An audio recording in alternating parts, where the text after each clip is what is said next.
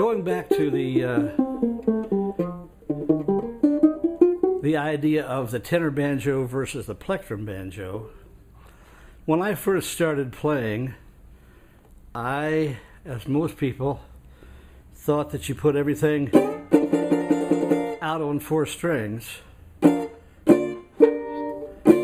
So, for example, I was playing like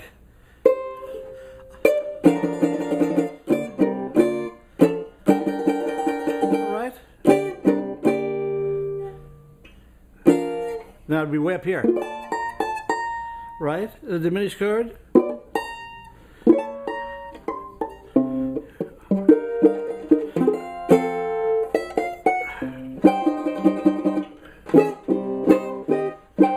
I can't even think there anymore. You know, it's I can't even think up there anymore, whatever. But I was playing everything out there, which is like the idea of the plectrum, keeping your melody up on the top string. But the plectrum has one difference. The plectrum, this D, the second string, is up where our A string is on the tenor. So they've got a B below that D string. So they've got the melody down quite a bit. So they wouldn't be playing this. This wouldn't be up here because they would have, on their B string, they would already have this on the outside string. This F here, which is an octave below that F. It's down here. They would already have that out here on the top string, right? So they would be going, in essence, where we're going, hello, Dolly, in B flat. They would be out here. It's not going to sound the same, but their fingering would be, hello, Dolly, right? Would be out there, and that idea. So the object is to get in the same melodic pattern that they're in, you've got to take everything an octave down. So it was a whole new breath for me when I started working with Albert Lee, Buddy Lee. Back in Chicago, I was playing a lot of, had my own bands around town, doing a lot of Dixieland stuff, and I was doing everything, and I was doing that kind of stuff. And everybody was going, wow, wow, wow. And then I heard Buddy, and Buddy was going, wait a minute, wait a minute, wait a minute. He's got his melodies voiced an octave lower. So it opened a whole new world for me, and so I started playing that way. And that's the way that all the old-timers were playing it. So anyway, or most of the old-timers. So if I were to play Hello, Dolly, rather than going, hello, Dolly, well, I would have it down here, hello, Dolly, well, hello. And that's where the voice is. That's where the human voice is. Hello, Dolly, well, hello. The human voice is not, hello, oh. It's not upset. It's a, hello, hello, Dolly. It's down here. Hello, Dolly, well, hello, Dolly. It's so nice to have you back where you belong. You see, everything is down where the voice is. So in giving you an idea of that, if you take, you've got down here, you've got B flat and a third below it. Now, if we were going in the cycle of fifths, we were going before, we were saying what would carry the chord would be the third and the 7. But the cycle of, but the 7 chords of the cycle of fifth have 4 notes in them. There are 7 chords, so they have the root, they have the third, they have the fifth, and they have the 7 in the chord. But if you've just got a tonic chord, just a B flat chord, you've only got B flat, the third, the D, and the F. You don't have any more notes in that chord unless you add 6ths or major 7s or whatever, and those are only tone colors. They do not alter the chord whatsoever. So in the case of just a straight B flat chord, B flat, D, and F, the fifth is the first thing you can always drop out of a chord. So it'll carry the chord by the B flat and the D.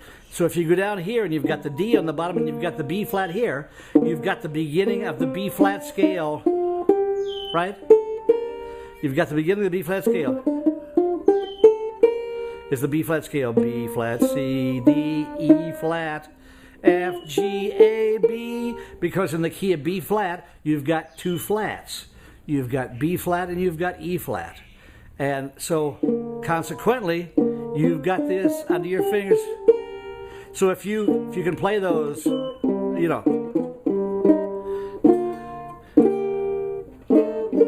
if you can play those in the scale, you've got the melodies right under your hand all the time. So if let's say if you were doing Hello Dolly,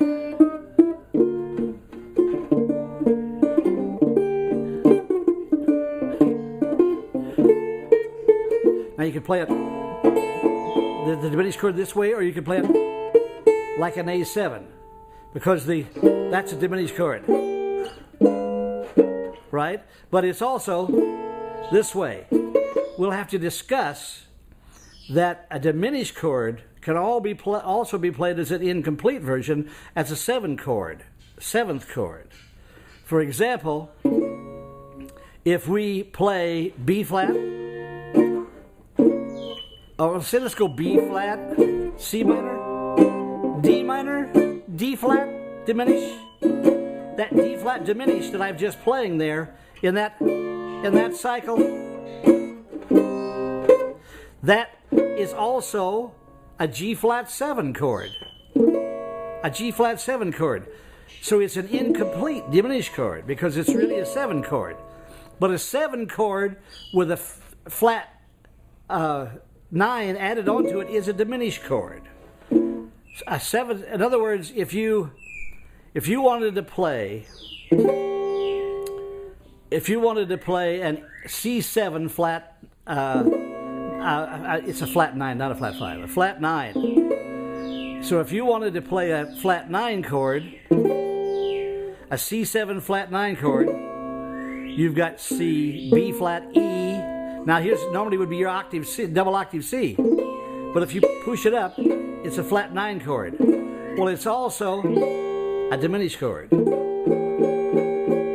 A diminished chord, just a C sharp diminished chord, is the same thing as a C7 flat 9, but it doesn't have the C in it.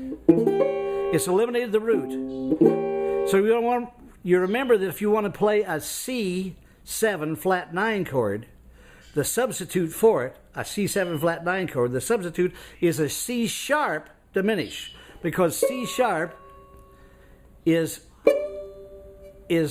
actually a D flat in that case. C sharp and D flat are inharmonic, and C to D is a 9.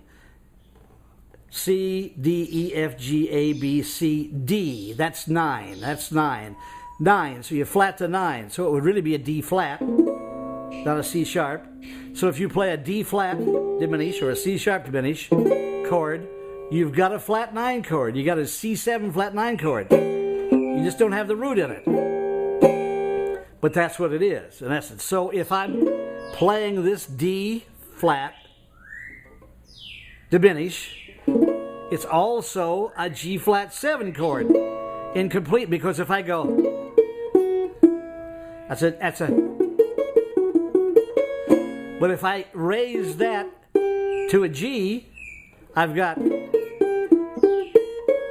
here's the diminished chord.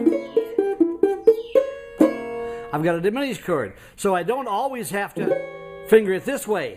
I can finger it like this way as a 7 chord, and a lot of times that's much faster. And in the case of playing melodies on it, it's much quicker to do those things.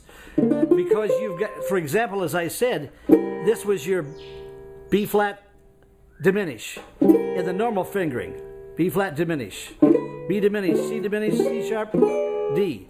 This is your B flat diminished chord because that B flat out there. But it also looks like an A7 chord if I play an A melody on it. And it is. But it's used as a diminished chord. So if I play it with a B flat down here and the A, then I've got more complete. So that's why I was saying you're going, hello, Dolly, well, hello, G minor, Dolly is so, B flat major 7. Here it comes, looks like an A7 chord. C minor to F7. But you have to learn that it's all under your fingers. I'm confusing you, I can tell. Let's stop this and I'll try it again on another angle.